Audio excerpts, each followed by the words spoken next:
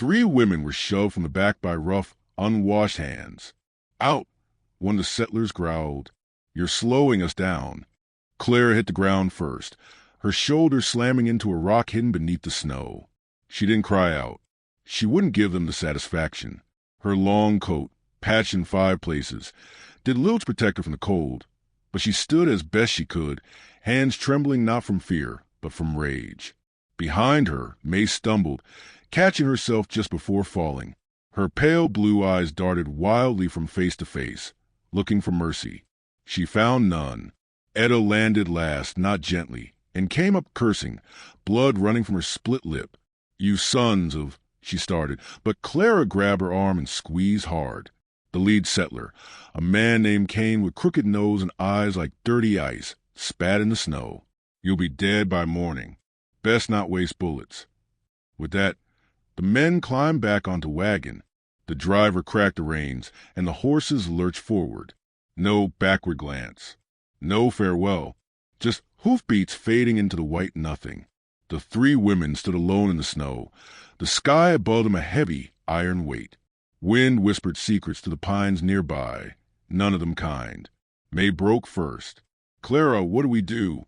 Her voice barely rose above the wind. "We survive," Clara said, though her own voice fell hollow. "That's what we do." She scanned their surroundings.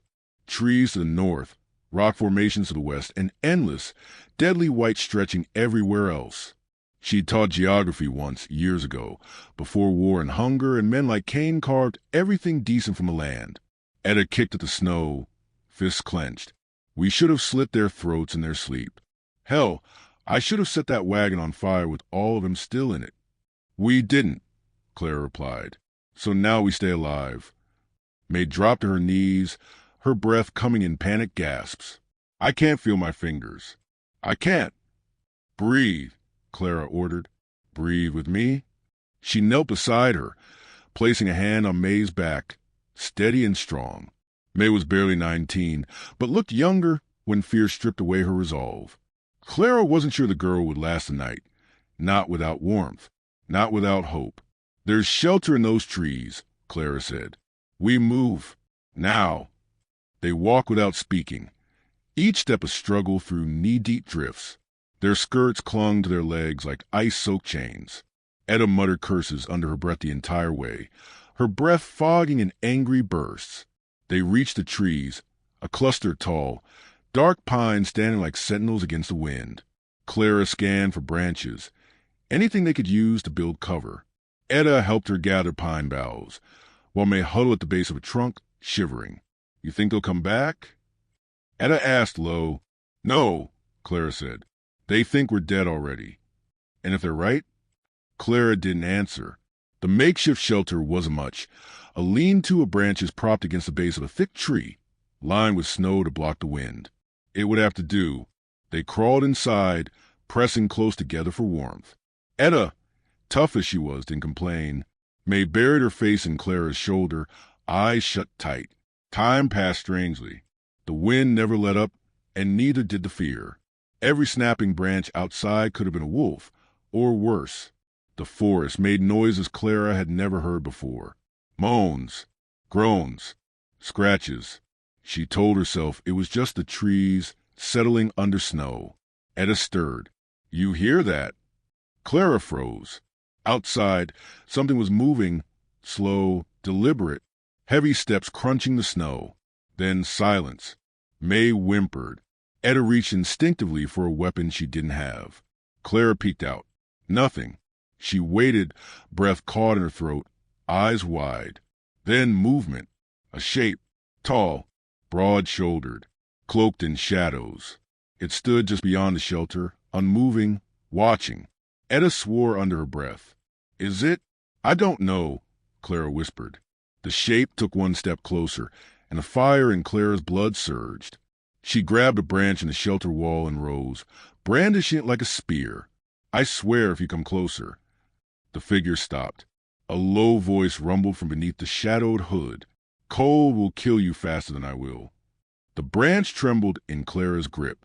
May lifted her head. Did he just? The man stepped into view. Not a settler. not dressed like one.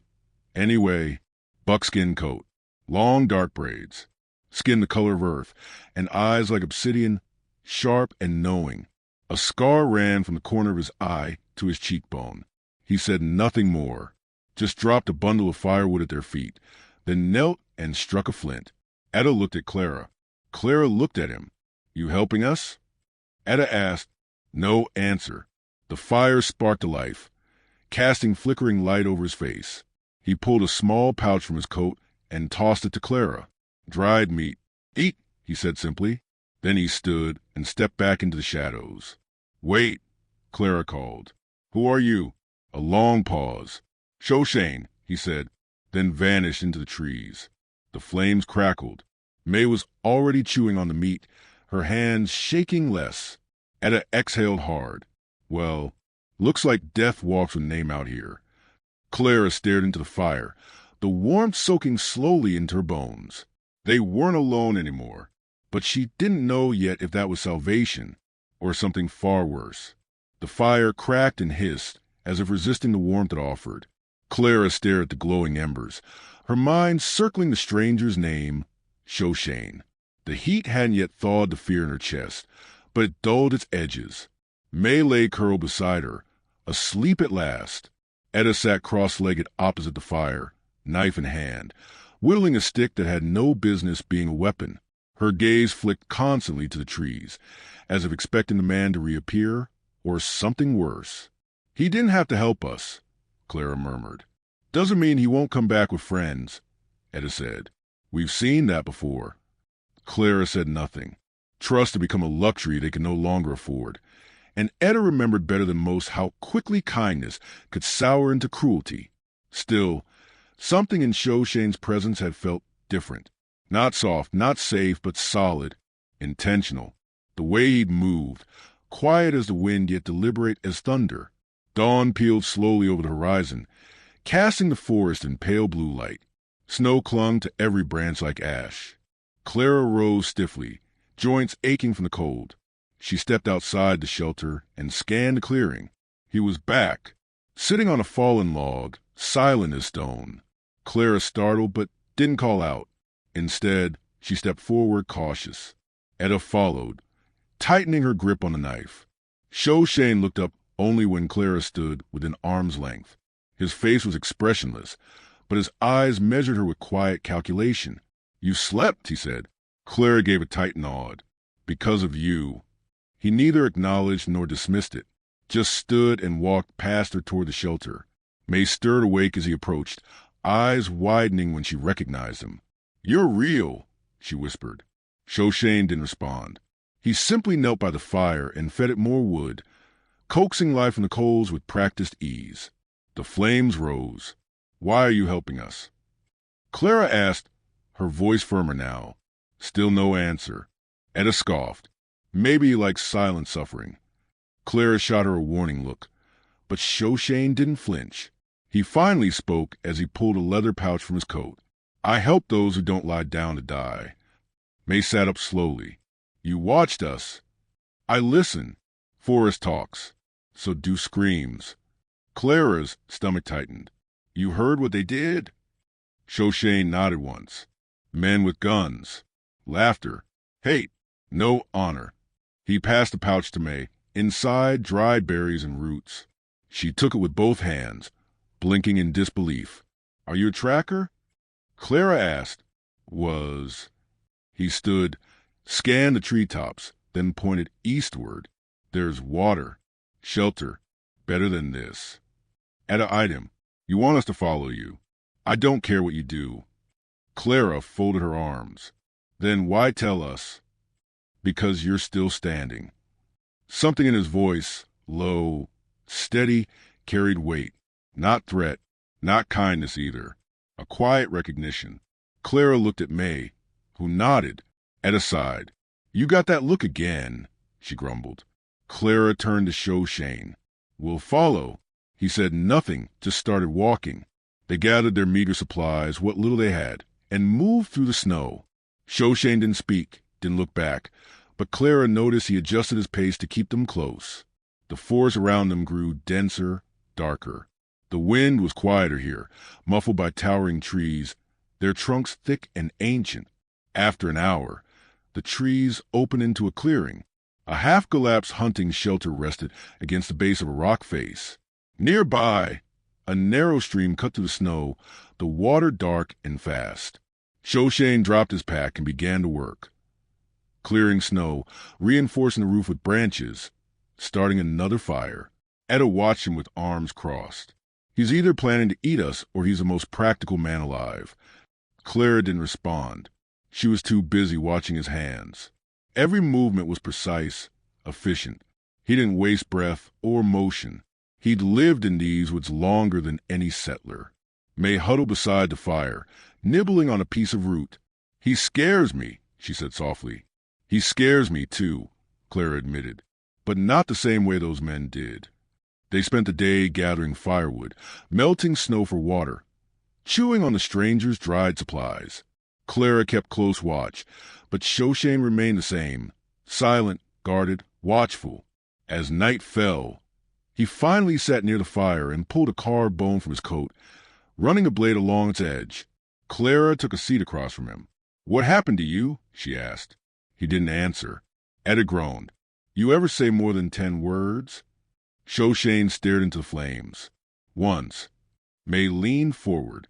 "What stopped you?" He met her eyes. "They died." The fire popped. Etta looked down. Even she had no reply for that. Clara swallowed. "You lost people." Shoshone nodded. "Everyone loses people. Some are just better at hiding it." Silence settled over them like falling snow. Then, snap, a branch cracked in the woods. Too deliberate. Too close. Shoshone was on his feet before anyone else moved. He held up a hand, still as stone. Another sound. Footsteps. He pointed to the rocks. Clara grabbed May and ducked low. Etta didn't need telling twice. They crouched behind the boulders, watching. 3 shapes moved through the trees, torches in hand. Long rifles. Settlers. "I told you they'd come back," Etta hissed. Shoshone motioned for silence. One of the men stopped in the clearing, sniffing the air like a dog. "They was here. I smell smoke." Another spat. "We kill him this time. Bounty's still good if we bring heads." May whimpered softly. Clara pressed her mouth closed with trembling fingers. The third man walked toward the shelter, rifle raised. And then, a blur. Shoshone stepped from the trees like a shadow with teeth. The first settler didn't even scream. A sweep of the blade, a spray of red, and the man crumpled. Gunfire cracked. The second man dropped, a knife in his neck. The third ran, torch flailing, but Shoshone didn't chase. He stood still, blood steaming in the snow. Clara's breath caught. May was frozen. Etta whispered, "Sweet hell." The forest was silent again. Shoshone turned back toward them. Not a word, not a question, just a look. Clara rose slowly from behind the rocks. He saved them. Again. But the message was clear now. This wasn't over. The bodies lay still in the snow, steam rising from their wounds like whispers of something unfinished. Clara stared at them, unable to move, as if the ground itself held her in place. Blood soaked the white beneath their boots, staining it like ink on a page that couldn't be unwritten. May was still crouched beside the rock, eyes wide, lips parted. She hadn't blinked since the second shot. Her hand trembled against Clara's arm, but she made no sound. Etta stepped out slowly, rifle clenched tightly in her grip. She looked down at the corpses, then at Shoshone, whose blade dripped silently in the dim firelight. "You kill like you were born for it," she said. Shoshone didn't respond. He wiped his knife clean on one of the dead men's coats and turned away, as if killing was no more notable than chopping wood. Clara stepped forward cautiously. "They were tracking us." He nodded once. "There'll be more." He nodded again. May found her voice barely. "Why?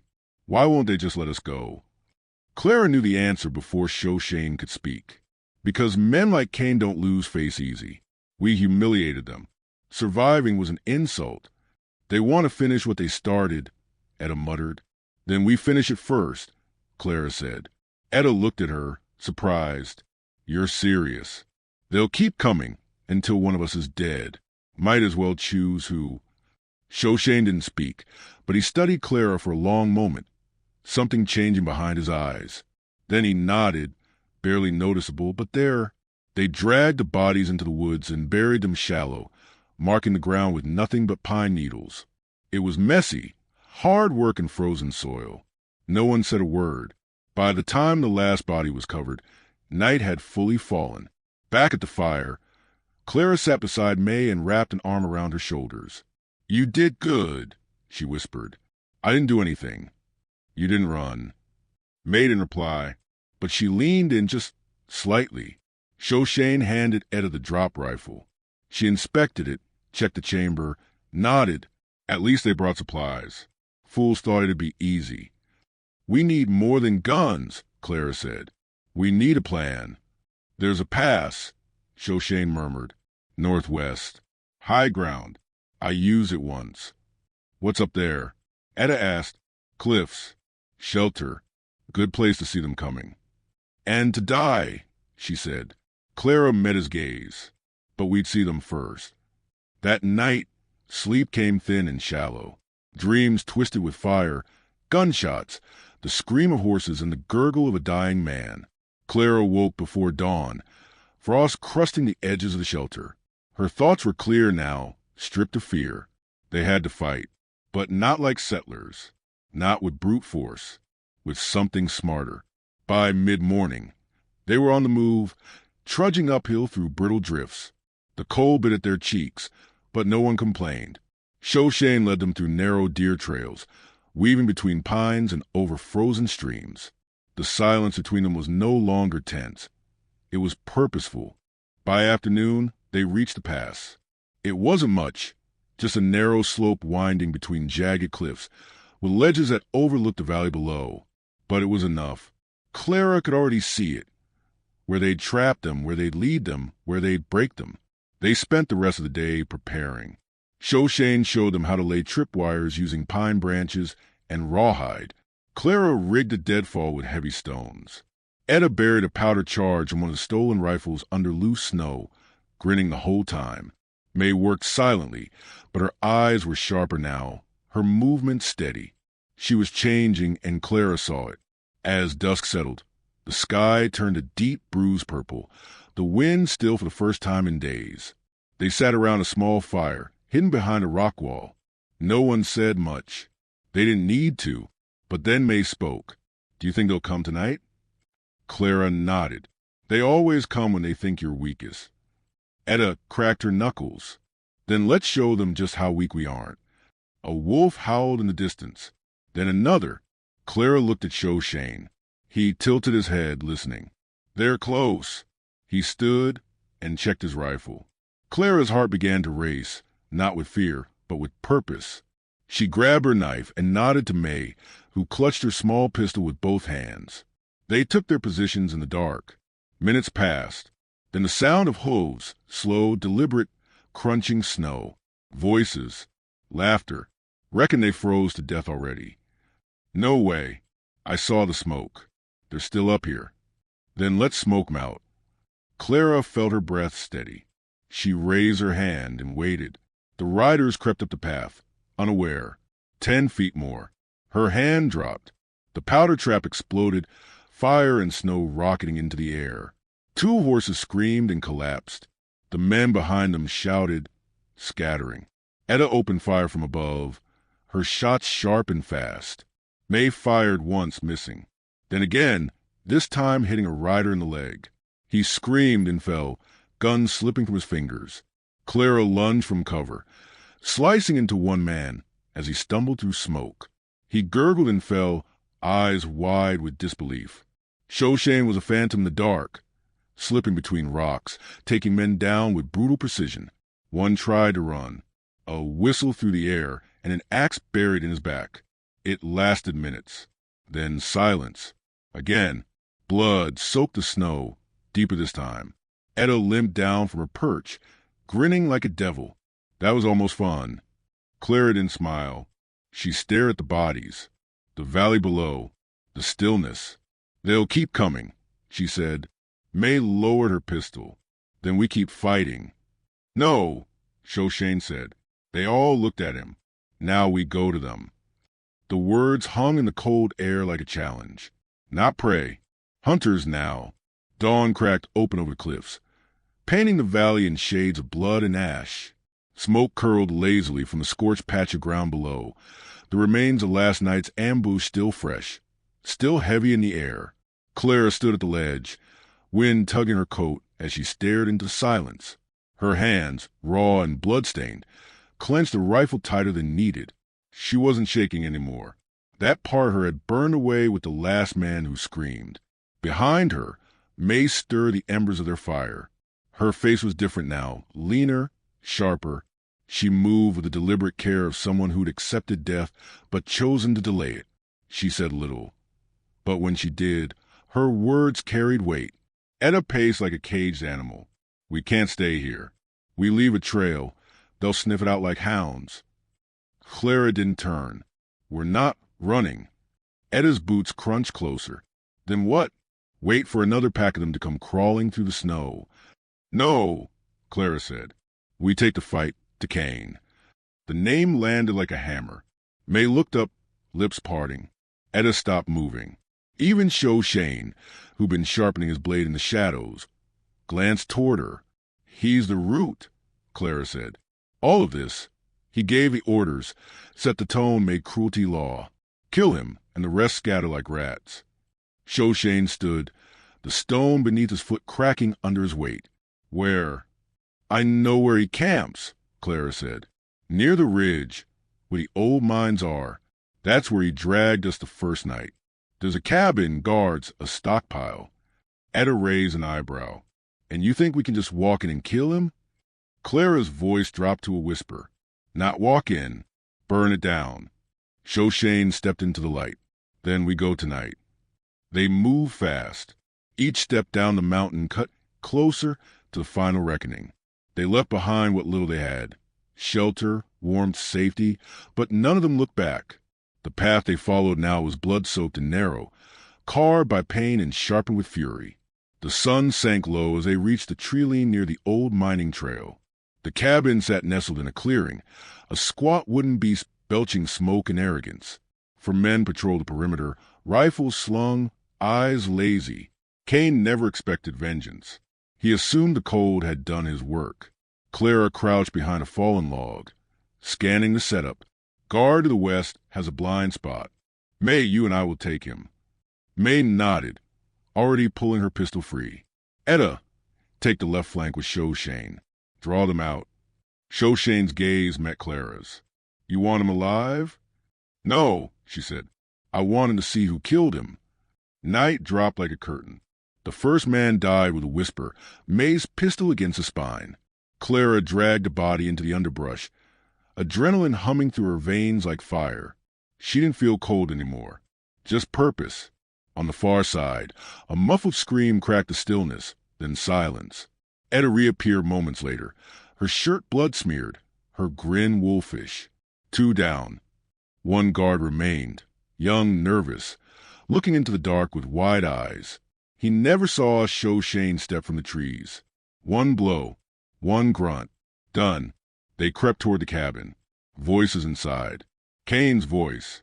You think I care how many froze? Let the snow kill what I don't. Clara's grip on the doorknob tightened. Shoshane placed a hand on her shoulder. I go first, he said. She shook her head. No, this one's mine. She kicked the door in. Kane spun from the table, startled. He had a half-eaten haunch of meat in one hand, a revolver on the table. Clara across the room before he could blink. The butt of her rifle struck him hard across the face. Blood burst from his mouth. He hit the floor. The others rushed in behind her. Etta kicked the gun away. May stood in the doorway, breathing fast. Kane groaned, clutching his jaw. What in hell? You left us to die, Clara said.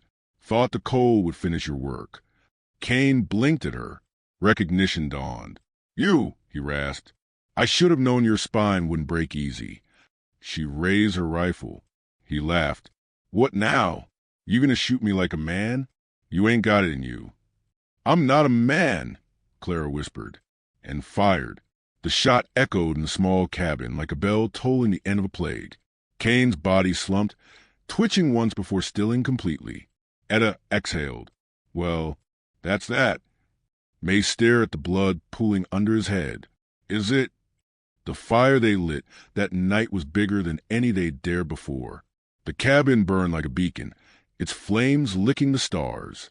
The stench of old wood and old sins curled into the sky. They stood together, silhouetted against the blaze. Clara watched it fall, not with triumph, but with release. Shoshone stepped beside her. Now what? Clara looked out toward the dark ridges beyond the flame. Now we make sure no one forgets. Etta tossed a final log into the fire. Let 'em come. Let the world know. The ones they threw away came back.